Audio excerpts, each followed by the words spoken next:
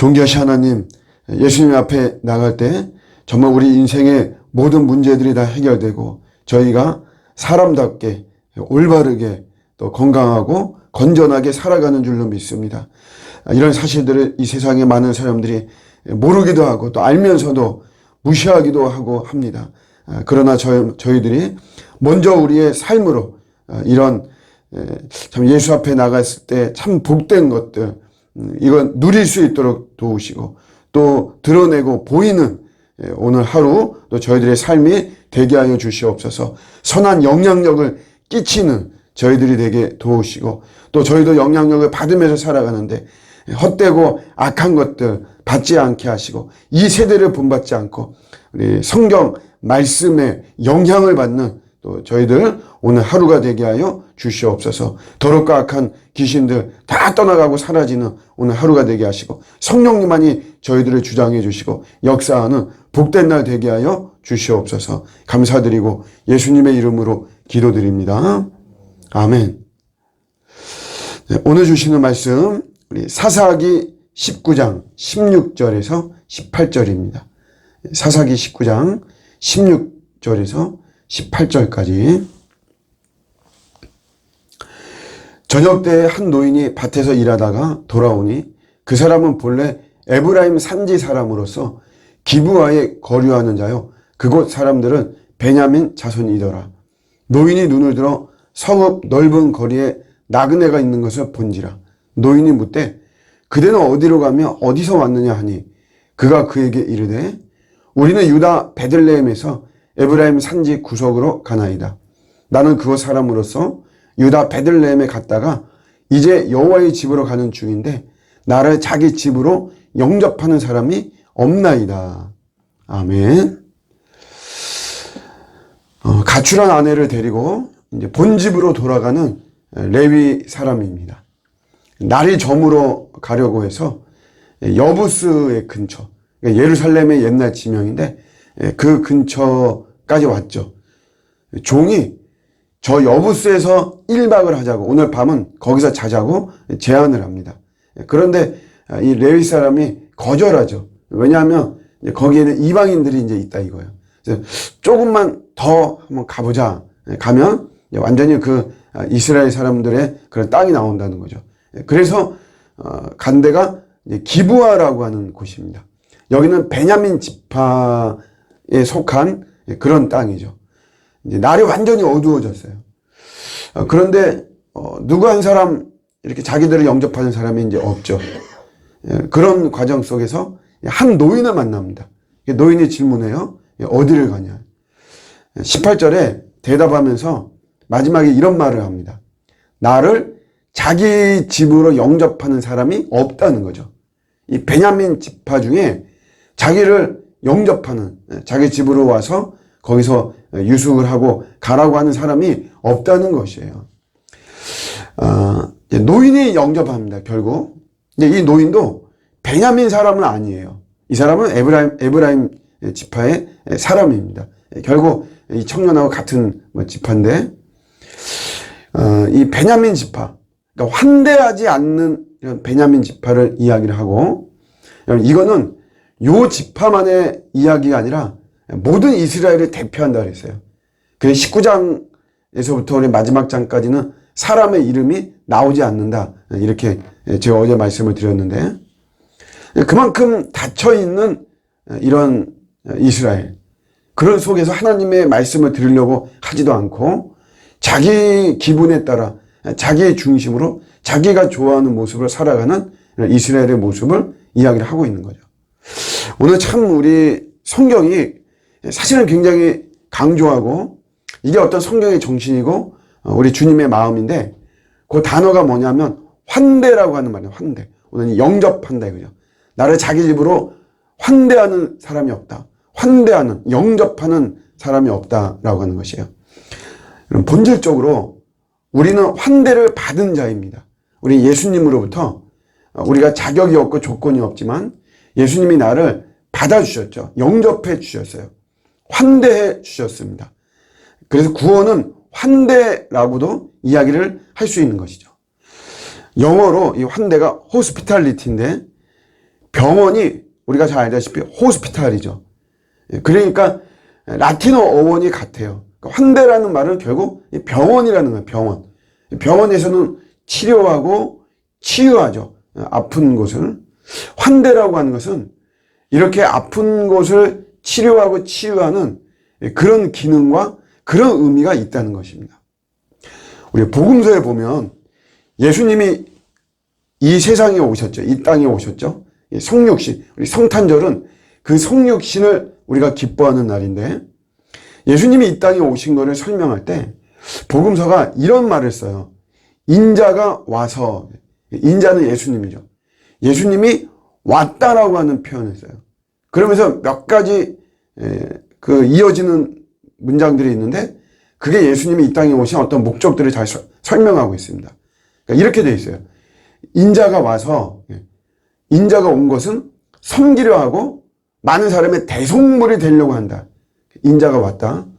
또 하나는 인자가 온 것은 잃어버린 자를 구원하려고 하는 것이다. 아주 목적을 정확하게 이야기하고 있죠. 근데 또 하나가 인자가 와서 먹고 마셨다, 이런 표현을 씁니다. 특별히 누가복음은 그런 표현을 쓰거든요. 인자가 와서 먹고 마셨다. 누구하고? 세리와 죄인들하고. 그 시대 사람들을 외면하는. 근데 그런 사람들하고 예수님은 같이 어울리면서 먹고 마셨다라고 하는 이런 표현을 씁니다. 우리 예수님의 그 구원 전략, 그 중에 가장 강력한 것이, 또 성경이 은은하게 이야기하고 있는 것이 뭐냐면, 그게 식탁 교제입니다. 같이 밥을 먹는 거예요. 예수님이 세리하고 죄인들하고 같이 어울리면서 같이 밥을 먹고 포도주를 마시고 예수님이 그러셨죠. 그래서 누가는 예수님께서 이 밥 먹는 이야기, 식사하는 이야기를 굉장히 많이 합니다. 우리가 마르다와 마리아의 이야기 알죠? 마르다가 자기 식사 준비하는데 마리아도 와서 같이 준비할 수 있게 해달라고. 그렇지만 예수님이 야, 그 말씀 듣는 거 그거 더 귀한 거다, 이렇게 말씀하시는데, 그 스토리도 결국은 식사와 연관된 이런 스토리죠. 삭개오하고도 같이 밥을 먹었고, 바리새인 시몬의 집에 가서 한 여인이 향유를 부었죠. 그때도 그게 식사하는 스토리입니다. 당연히 오병이어도 5천 명을 먹이는, 식사하는 것과 연관된 것이고요. 최후의 만찬도 결국 식사하는 자리에서 이루어진 것이죠. 부활하고 나셔서 예수님의 엠마오로 가는 제자들과도 같이 식사를 하셨죠. 11 제자들에게도 나타나셔서 예수님이 생선 한 토막을 드시는, 모든 게 밥 먹으러 가는 중에, 아니면 밥을 먹으면서 식사를 하면서 생기는 일들입니다. 밥이라고 하는 자체가 여러분 어떤 가족의 의미가 있죠. 우리가 요즘은 코로나로 인해서 참 행하지 못하는 참 안타까운 것 중에 하나인데, 같이 우리가 예배 후에 같이 밥을 먹는다는 것은 결국 가족이라는 말이잖아요. 가족. 우리가 친한 사람들하고 야, 밥 한번 먹자 할 때는, 그래서 정말 같이 밥을 먹고 그런다면 사실 그 사람들은 그냥 내가 알고 지내는 사람들하고는 좀 더 격이 다른 거죠. 거의 가족의식을 가지고 있는, 지체의식을 가지고 있는 것이에요. 밥은 사랑입니다. 사랑. 밥을 만들 때 사랑의 마음으로 밥을 만드는 거죠. 내가 우리 가족의 밥을 만든다. 이게 사랑의 마음이 다 들어가 있는 거예요. 그러니까 이게 같이 밥을 먹고 식사한다는 것은 굉장히 중요한 거죠. 우리가 이 환대하고 연결해서 하나의 꿈을 정말 우리가 가져야만 되는데 참 어려운 겁니다. 그 꿈이 뭐냐면 집을 개방하는 것이에요. 우리가 내 집을 개방해서 사람들과 같이 밥을 먹는다는 게 이 환대에서 굉장히 중요한 요소입니다. 원래 우리 기독교의 사상이에요, 사상. 내 거주지를 개방해서 나그네를 영접하고 초대해서 같이 밥을 먹는다. 오늘 여러분 이 사람도 베냐민 지파, 자기를 영접하는 사람이 없다는 것이잖아요. 이거 적극적으로 그 사람도 누군가의 문을 두드린 거죠. 그런데도 아무도 자기의 집을 개방하지 않은 것이에요. 물론 이제 이게 부정적인 요소도 있습니다. 같이 집에 가서 우리 집을 오픈해서 같이 식사하고 또 다른 집에 가서 같이 밥을 먹고 하면 이제 어떤 이렇게 집이 좋고 그러지 않고 또 넓고 좁고 이런 속에서 오는 어떤 좀 이렇게 박탈감도 있고 어떤 부정적인 요소도 있어요. 그러나 그런 걸 뛰어넘는 엄청난 우리 기독교적인 성경적인 사상이 여기에 담겨져 있는 것이에요.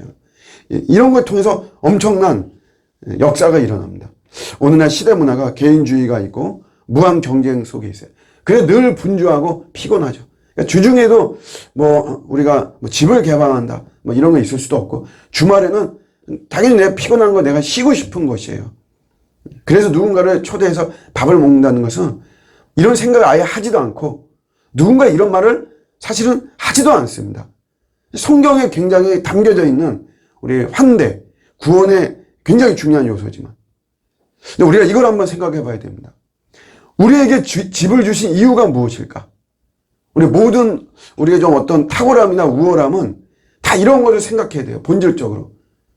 나에게 건강을 주신 이유가 무엇일까? 나에게 물질을 주신 이유가 무엇일까? 여러분, 뭔가 내가 소유를 해서 그냥 마냥 내가 안정감을 느끼고 편리함을 느끼면서 좋다. 이것이 아니고 나에게 이것을 주신 이유가 무엇인가 우리가 이걸 생각해야 됩니다. 우리에게 집을 주신 이유. 섬김과 환대의 목적이 반드시 있는 것이에요. 믿지 않는 분들을 집에 초대해서 정성껏 식사를 대접하고 그게 엄청난 전도의 전략입니다. 예수님이 그렇게 하신 거잖아요. 또 그게 아니더라도 우리 교우들을 같이 성도 간에 같이 우리 집을 개방해서 맛있게 식사를 준비해서 환대하고 그런 속에서 사랑과 우정을 느끼고 초대를 받아서 환대를 받은 사람들의 마음에는 고마움이 생깁니다. 이 고마운 마음이라는 게 엄청난 이게 안식이에요.